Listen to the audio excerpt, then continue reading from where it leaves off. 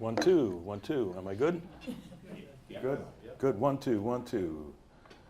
'Twas brillig and the slithy toves did gyre and gimble in the wave, all mimsy with the borogoves, and the mome wraths outgrabe. Beware the Jabberwock, my son. Hi! Oh, yes, I'm here. Thank you so much, Diana, and thank you all for being here at this early hour in the morning. Yeah, it's so much fun getting to do what I get to do. Traveling around, I've been teaching meditation and teaching approaches to awakening for most of my life, and writing books for 20 years. And it's just, I can't imagine doing anything else really. This is pretty much what I seem to have been born to do. The new book, Fear Less, and I want to point out, it's not called Fearless. I'm not fearless. I haven't met anyone who's fearless. I've met the Dalai Lama, and he's scared of worms, as a matter of fact. I heard him tell a story about that. But the thing is, he laughs about it a lot. So there you go. I think of, well, the subtitle of this is Living Beyond Fear, Anxiety, Anger, and Addiction. This book seems to be all too timely, actually. Everywhere I go, I seem to be meeting people who many of them, it's their children or their grandchildren who are caught in addiction, or in particular anxiety. I go on college campuses a lot, and the college counselors keep telling me that, well, 5 years ago the kids were talking about depression. Now they're lining up to talk about anxiety. One person told me about a campus where her 2 daughters are going, where they now have therapy dogs in every dorm because there's so much anxiety going on. So, but it's not doom and gloom. People often are surprised to find out I'm actually a happy-go-lucky guy, and I say, well, see, it's fear less. It's living beyond fear, anxiety, anger, and addiction. And the fortunate thing about my life is that I've gotten to speak and teach to all kinds of people in all kinds of situations. I taught for many years at the top prep school in New Jersey, working with kids who were stressed because they're getting ready to go off to Ivy League colleges. And then I would go down the road, actually up I-78 to Northern State Prison. It's the toughest maximum security prison in New Jersey. If you've ever flown into Newark Airport, it's right next to the airport. And those guys are stressed for very different reasons. And in fact, I still work with this group, this prison group. I'll be going back in a couple of weeks and seeing them again.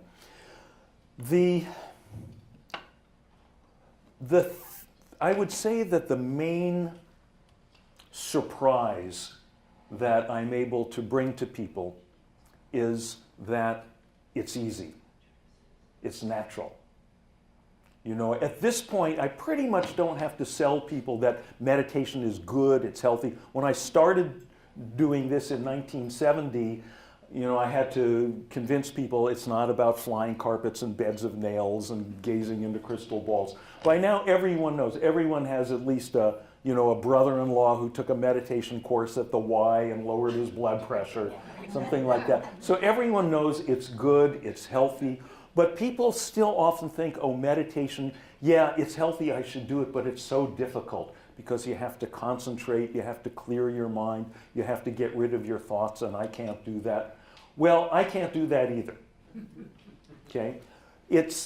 People think of meditation, it's like this task like pushing a boulder up a mountain, and it's really, you're sweating, it's such hard work, but when you finally get that thing up to the top, it'll be worth all the hard work. My last book, Natural Meditation, the picture that I put on it, instead of a guy pushing a rock up a mountain, is a feather floating out of the sky. And that's really the way it works, the natural approach to meditation that I've been so fortunate to learn from my teachers who come from age-old traditions with their roots in India and Tibet, is that gravity does it. if you get out of the way and let gravity do it. You know, it's like, to use a little different picture here for a moment, people think of meditation as, okay, I've got to quiet the mind. My noisy mind is like a choppy ocean. I need to flatten out all the waves, so I better, you know, take an oar or a paddle, or this book might come in handy. Wham, wham, wham, wham, wham. Just, you know, flatten out all the waves on the surface of the thinking mind. And of course, what you're doing then is just churning up the water worse.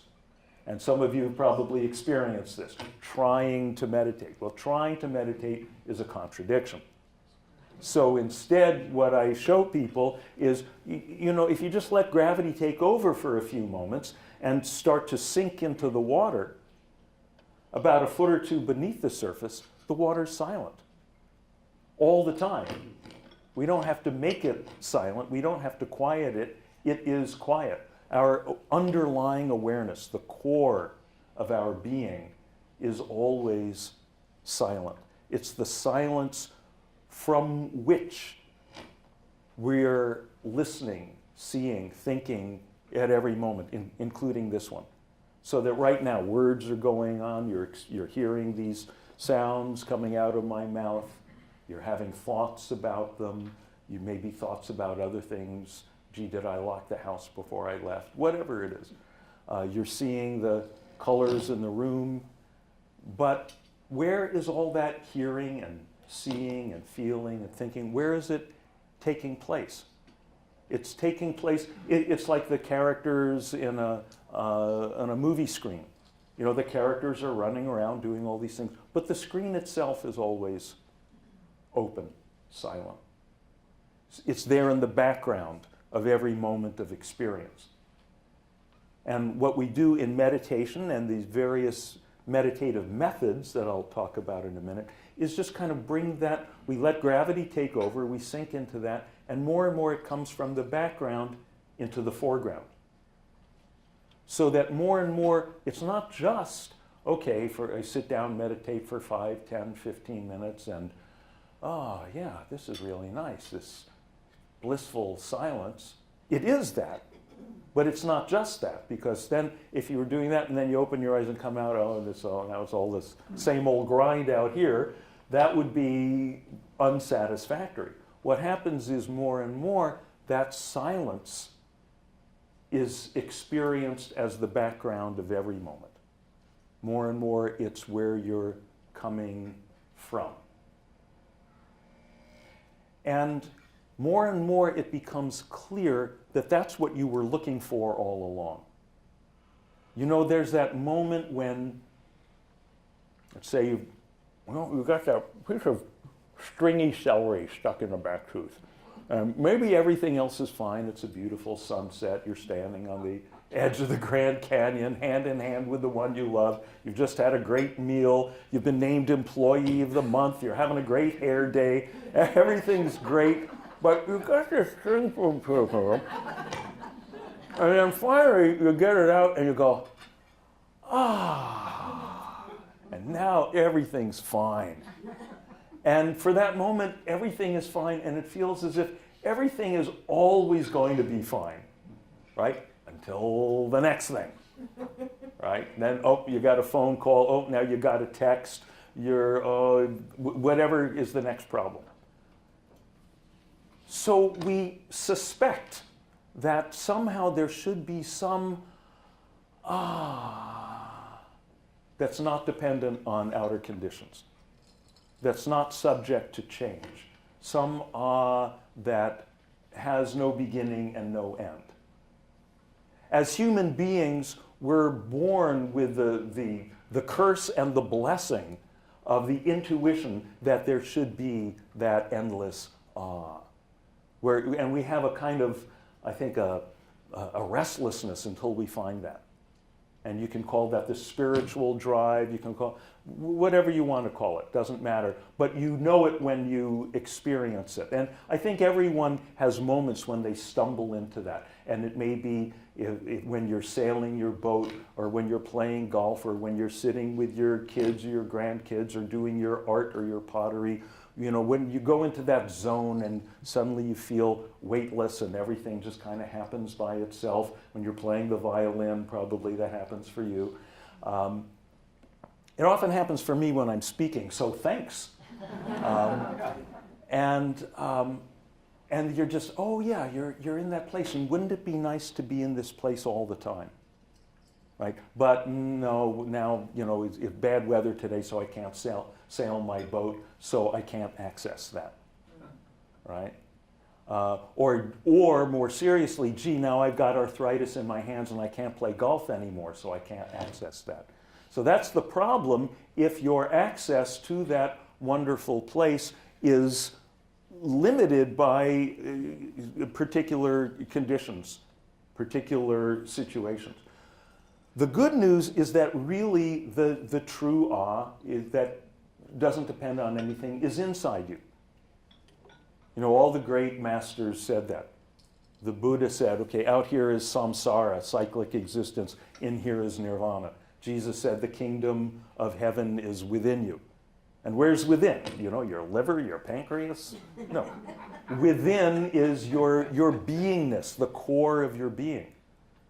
So that when you identify satisfaction, fulfillment, happiness with an outer thing, like let's say tea. I love tea. I really want some tea. Think I'll drink some tea. Come on, tea. And we think, wow, that tea's got a lot of happiness in it. Right? But of course, if we take the tea into the lab and break it down into its constituent atoms and molecules, we'll find hydrogen, oxygen, carbon, whatever's in there, but we won't find any happiness molecules. So clearly the happiness must be in here. If it ain't in here, it must be here. And if we look closely at the process, what's going on is, okay, I want tea, I want tea. The moment I get the tea, now I'm no longer seeking tea. The tea, the fulfillment of that desire allows me to sink back into myself, into the nature of my own beingness, and that's where the is. Same thing, you know, you're playing golf. I love golf. I love golf. You sink the putt at that moment. That moment, you're no longer playing golf. You've fulfilled the purpose of golf, etc. Everything. So what we're doing in meditation is simply eliminating the need for any, you know, we're cutting out the middleman. We're cutting out the middle triggering stimulus and going straight to the source, which is handy because you never know. All right? You never know what's going to come next. This is one of the reasons I really love working with prisoners. They get this. They know that they can't make their happiness and fulfillment and okayness depend on their outer situation, because their outer situation is always going to be terrible. So I show people how to just, you know, sit quietly for 10, 15 minutes, allow gravity to take over, experience that. And also, especially nowadays, and especially in the new book, I share a lot of little kind of quick meditative methods. One of them, the day before the book came out, actually this went up on Oprah's website. I like to say Oprah put my book on her site. I'm sure she gave it her personal attention. And this is a two-page chapter. I like things made for people with short attention spans like mine. And this is something you can do anytime. You can do it while you're driving your car, when you're having breakfast. We can do this right now. And it's very simply this. Breathe through your feet. Breathe through your feet. So let's break it down a little bit. Notice, actually, let's take a step back for a moment. Notice your left earlobe. Now, as soon as I say left earlobe, notice there's nothing you have to do. There's no work involved. Your attention goes to some Am I feeling my left earlobe or imagining it? I'm not sure, but okay, there's some awareness of left earlobe, fine. No work involved. Now, right elbow. Okay, there it is, some kind of feeling, imagining right elbow. Okay, now, soles of the feet. There they are, soles of the feet, no work involved. Now, you're already breathing, so there's no work involved there. So now, as you continue to breathe, as you breathe in, just imagine, feel you're breathing in through the soles of your feet. And as you breathe out, breathing out through the soles of your feet. Breathing in through the soles of your feet. Breathing out through the soles of your feet. In and out. Okay? Simple. Anyone notice things kind of settling down a little bit? Yeah? Yeah? Yeah. Yeah, that's simple. That's simple. Now, that's something you could do. You could sit down every day. If you get up in the morning, brush your teeth, take your shower, sit down, breathe through your feet for a few minutes.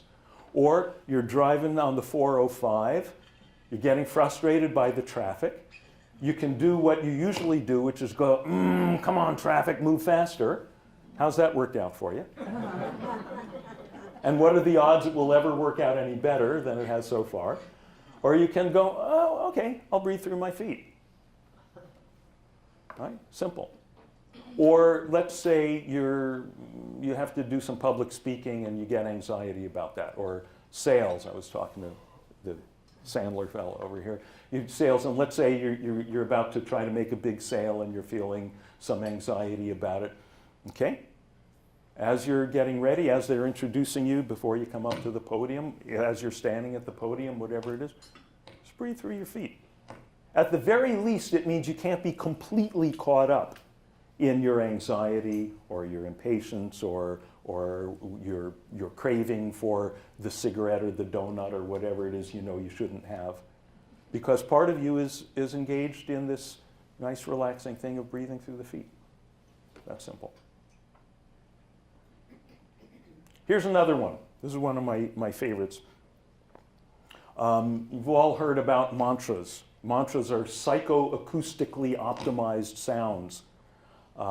They're not random. There's a reason why, for centuries, people in India and Tibet have used Om and a lot of other sounds to optimize their consciousness. But I want to introduce one that you may not have thought of as a mantra.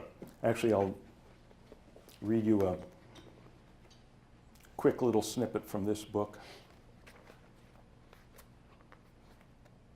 Years ago, I was on a plane from Texas to New Jersey, coming home from a retreat with my friend Jody. I'd been going through some intense emotional turbulence, and she gave me a teaching that's one of the most profound I've ever received. Dean, she said, just remember this. No matter what's happening, you can't have a bad time as long as you say, whee!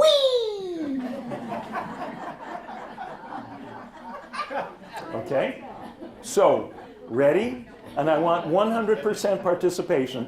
And we're going to have to do not only the mantra, but also the mudra. The mudra is the accompanying hand gesture. And the mudra of we is, okay? So, ready? 1, 2, 3. Whee! That was pretty good. I'd say A-. Okay, I want to see maximum exuberance. It's very important to feel like a complete idiot when you do this. Okay, ready? 1, 2, 3. Whee! There you go. And now let's see if we can go for the A+. 1, 2, 3. Whee! Yes, now try to be depressed. Yeah, it's funny because you can't do it. That's called a psychoacoustically optimized sound. When you say, wee, I mean, it sounds silly, but this is a completely scientific procedure. Here we're making use of what's called the facial feedback hypothesis, which goes all the way back. Charles Darwin was actually the first one to start to research this. And what the facial feedback hypothesis tells us is that when you feel happy, You tend to smile, and when you smile, you tend to feel happy. Okay, the mind-body connection works both ways. So, in particular, if you're prone to feelings of depression or feelings of grouchiness, the last thing in the world you're going to want to do is to say, wee, and it's the first thing that you need to do. If you want. Everything's optional. Let me, I'm told we have a number of dog lovers here, so I want to read you a little something from this book, and this is another something that you can do. And this is called The Sweetest Dog in the World.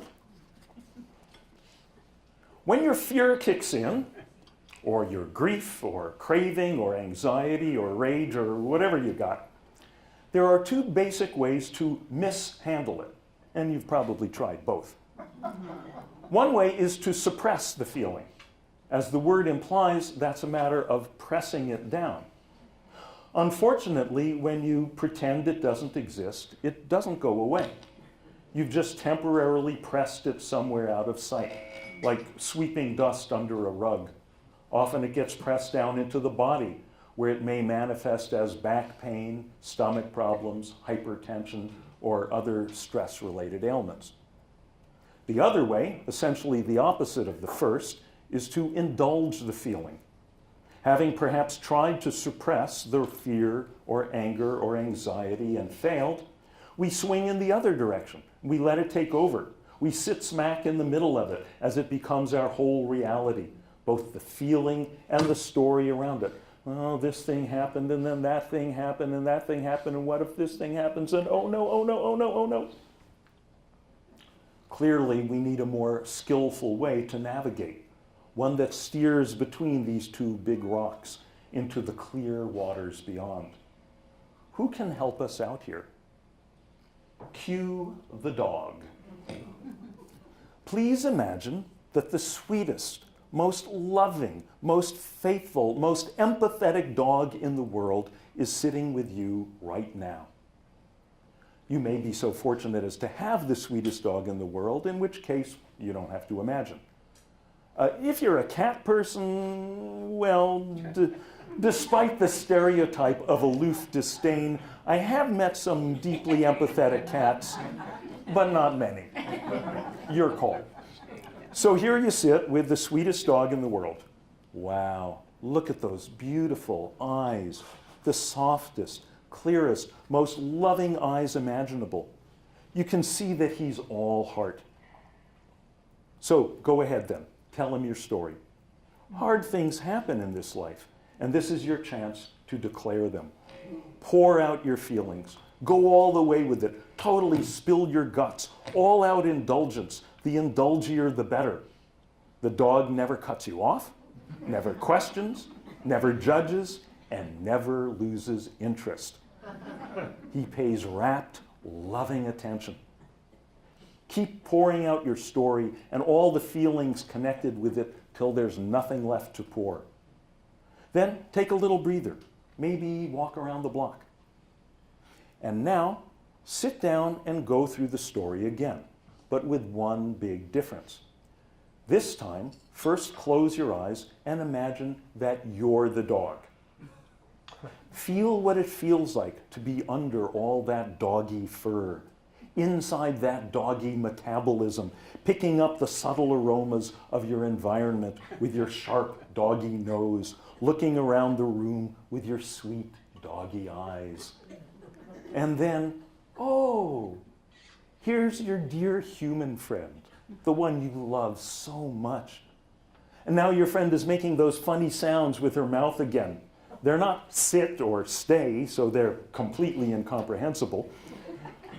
But that doesn't keep you from listening with unfailing attention and total, unquestioning love. In fact, that makes you the perfect listener. You don't judge or disagree or agree. You don't interpret or try to interject your own story. You're just wide open to all that waka waka waka and to the feelings that it conveys.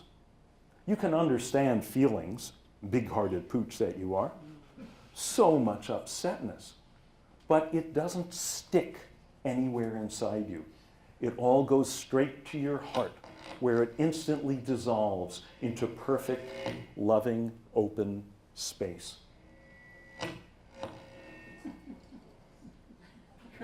In this way, just keep listening to the whole story, happily absorbing all those meaningless words, each of them gone and forgotten the moment you hear them. And keep lovingly receiving the feelings as they instantly dissolve in your doggy heart, till it's all been once again told and poured out. And looking out through your eyes of doggy love, really see your human friend, so vulnerable, so sincere, just trying to get through life, just wanting to relax and be okay. Fortunately, you're an expert. You can show your friend how it's done by doing nothing in particular, but being as you are. Good dog.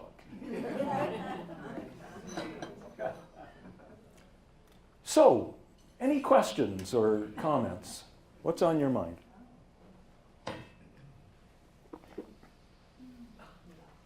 Sir? Nothing. I have a question. Yes. When one I have a question. I don't know if it's There you go. it's not working. So one listens, great advice. It's switching gears. Mm-hmm.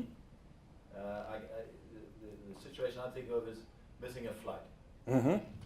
Get to the airport, all ready to go, bags packed, and I'm in the travel business, Mm-hmm. on flight. Right. Listening to everything you've said, that's miles away from that situation. It's miles away from, so all of mm-hmm. the antidotes to calming down, Right. things you've been saying, are miles away as you're in that situation. Mm-hmm. Now it's all the thoughts you've just mentioned, panic and everything else. Right. So how do you grab yourself by the scruff of the neck and say, get out of that zone, Right.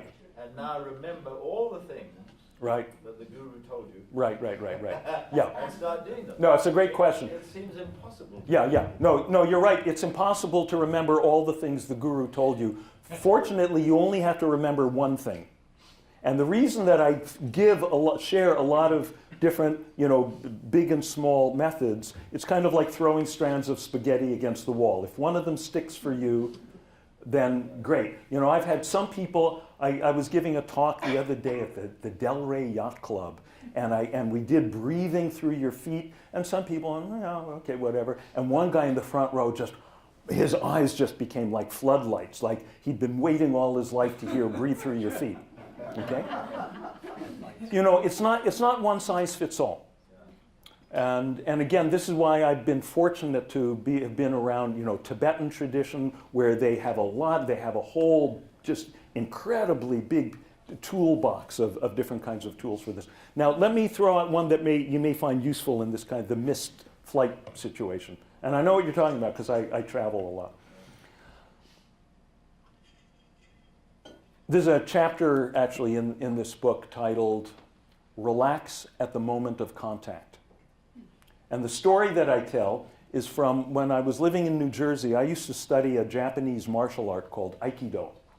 And Aikido is a very beautiful art where it's a non-fighting art. You don't clash with the other person. As the other person comes rushing toward you, you take his energy and very gracefully whoop, and use it to help him sail across the room or roll across the mat.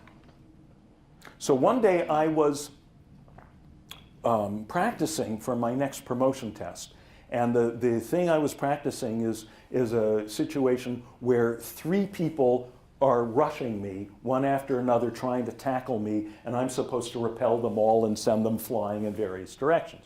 Only what was happening instead was, as the first guy rushed me, I would find myself frozen, grappled with him, and then the second guy would come in and knock me down, and the third guy would pile on top of us. It was a mess. So I kept going through this. It kept happening. I was getting completely discouraged. And then, as the guy number 1, attacker number 1, was rushing me again, I suddenly heard a voice from across the room. And it was Rick, my teacher, who was halfway up the stairs to the men's dressing room.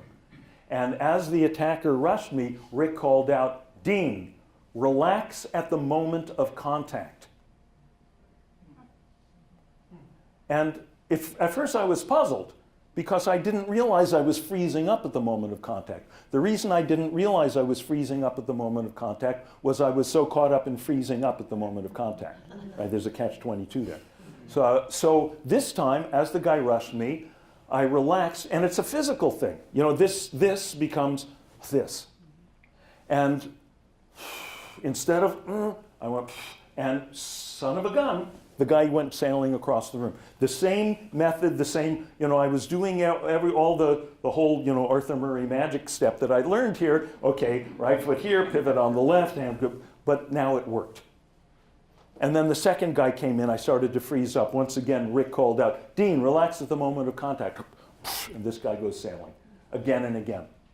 So, in ordinary life, what are the attackers? The missed flight is an attacker. Your crazy neighbor who gives you a hard time because he doesn't like how you put out your trash cans, right? The situation of your child or your grandchild who is caught up in a drug problem or financial problem, whatever, all these things that keep coming at you. And we don't realize that we're freezing up then because we're so caught in freezing up. And just consciously making that, okay, relax, and then deal with it. And it's really powerful. Other question, yes? Do you have a quick and dirty for the freeway? Something we can all do. Yeah, yes. When we leave here today. Yes, a quick and dirty for the freeway. You know, I'm thinking, my next book, I may write a whole book about, 405. enlightenment on the 405. Because, you know, if you think about it, we probably have more interactions with other human beings while we're driving. Think of how many people, thousands of people you drive past on the freeway than anywhere else in our life.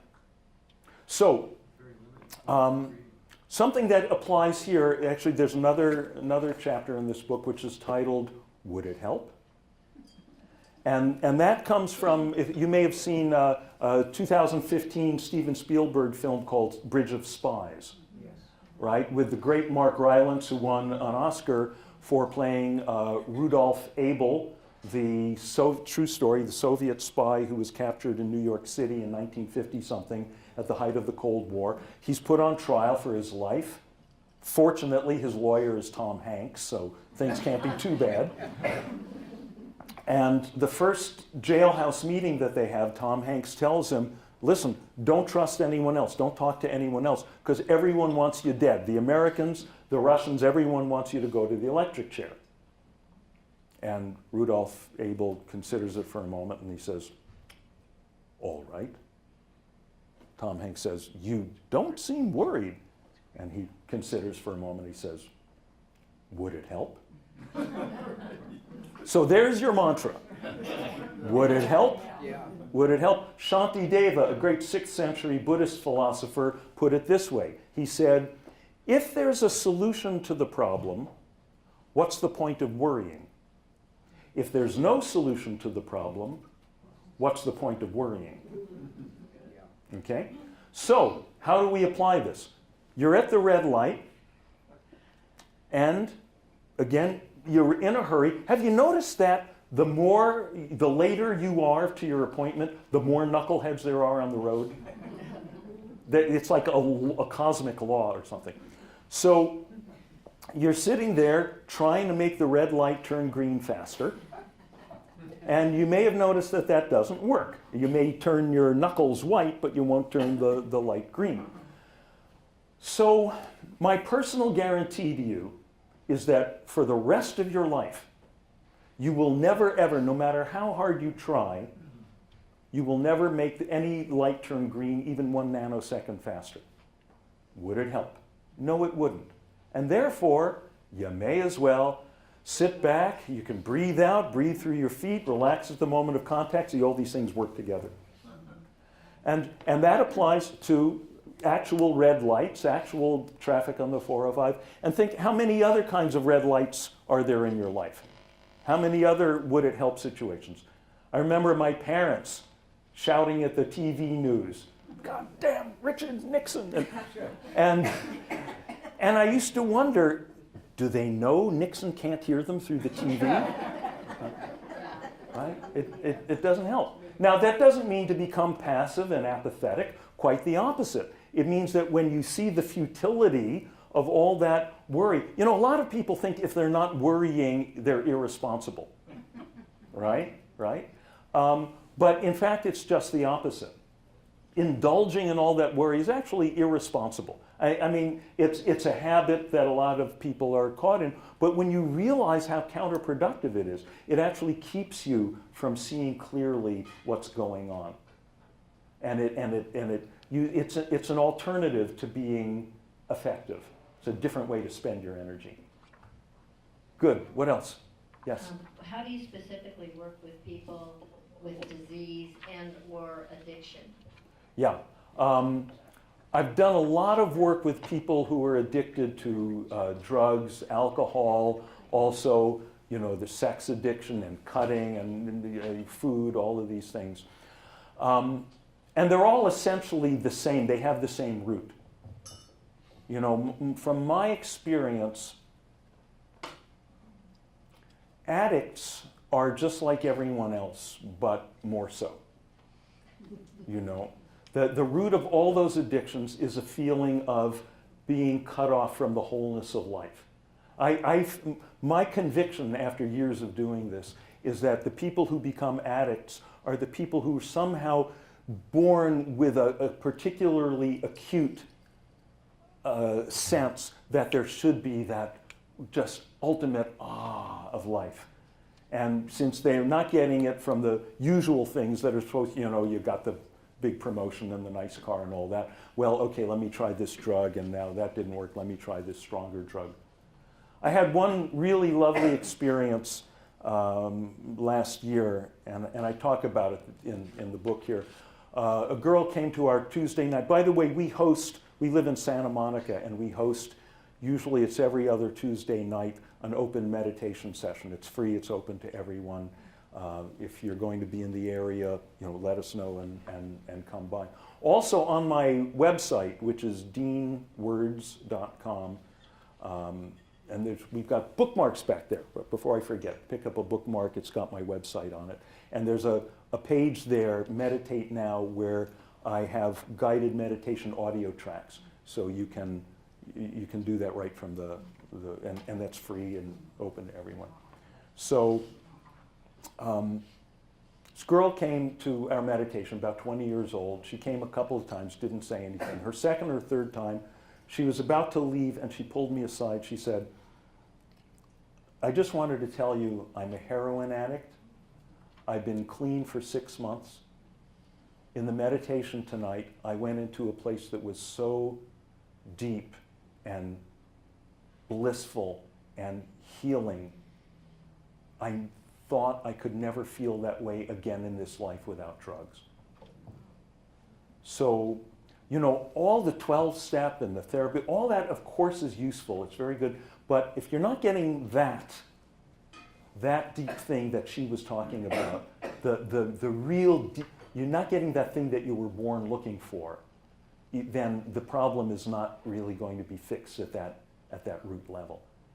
People with illness, I've got a whole chapter on dying, making dying the most sublime meditation of your life. Because what are we told about meditation? Let go, everything goes away, thoughts go away, the senses go away.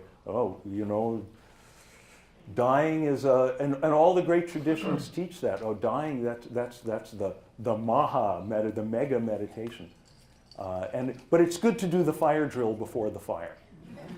So it's good to practice the dying meditation at least once or twice, just in case I'm sure no one here will ever have to die, but just in case I'm wrong, it's good to be prepared. Okay, so I'm told I have to wrap up in a minute here. You're good for Another question? Yes. So thank you very much for sharing everything with us. And I have a family member in prison, Mm-hmm.